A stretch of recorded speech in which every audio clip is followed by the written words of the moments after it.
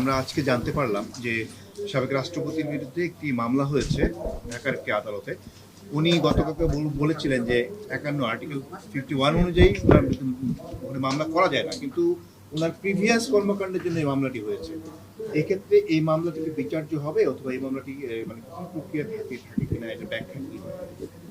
আইন যখন ব্যাখ্যার প্রয়োজন আসবে তখন ব্যাখ্যা দেওয়া যাবে। আচ্ছা sir, this is too early to make any comment. উনি যেহেতু ওই সরকারের সময় ছিলেন এবং সেই সময় যদি আপনারা যেটা বলছেন বা বিভিন্ন অভিযোগ, জুলাই আগস্ট আন্দোলন হয়েছে, মানুষ মারা গেছে, সেই সব ঘটনার জন্য কি ওনাকে কি না, রাষ্ট্রপতিকে এখানে প্রোটেকশন দেওয়া আছে, এটাতে রাষ্ট্রপতি প্রোটেক্ট। তার রাষ্ট্রপতি দায়িত্ব নেওয়ার আগে যে অভিযোগগুলো আছে সেটা দেখা আমরা যাচাই বাছাই করে দেখব, সময় হলে দেখব।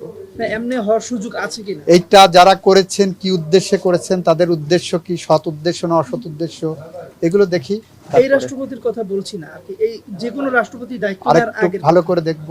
এখন কেন এই প্রশ্ন করছেন? আগে করলে ভালো করছেন। স্যার, সবশেষ প্রশ্ন, কে হচ্ছেন দেশের পরবর্তী রাষ্ট্রপতি? সময় বলে দেবে।